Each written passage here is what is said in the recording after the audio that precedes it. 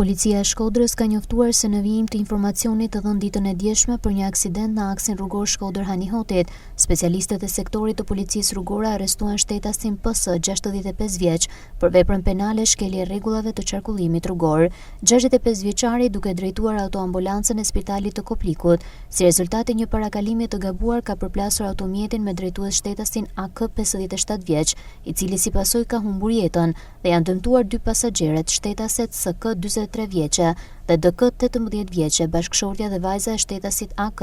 të cilat ndollen në Spitalin Rajonal Shkodër jashtë rrezikut për jetën. Gjithashtu specialistët për hetimin e krimeve të Komisariatit të Policisë Shkodër arrestuan shtetasin MH 19 vjeç banues në Shkodër, si dhe referuan materialet në prokurori ku filloi procedimi në gjendje të lirë për dy të mitur 17 dhe 15 vjeç, sepse në bashkëpunim me njëri tjetrin tek sheshi Pregcali Shkodër kanë vjedhur një motomjet në pronësi të shtetasit KV 46 vjeç banues në fshatin Bardhaj. Specialistët për hetimin e krimeve të Komisariatit Policisë Shkodër referuan materialet në prokurori ku filloi procedimi në gjendje të lirë për shtetasit BM 40 vjeç banues në Shkodër, pasi dyshohet se për motive të dobta ka kanosur një 72 vjeçar dhe PG dhe MF, pasi nga kontrollet dhe verifikimet e kryera në bashkëpunim me shërbimet e OSHS u konstatuan lidhje paligjshme energjisë elektrike në banesat e tyre. Specialistët për hetimin e krimeve ekonomiko-financiare referuan materialet në prokurori ku nisi procedimi në gjendje të lirë për shtetasin AQ 39 vjeç banues në Shkodër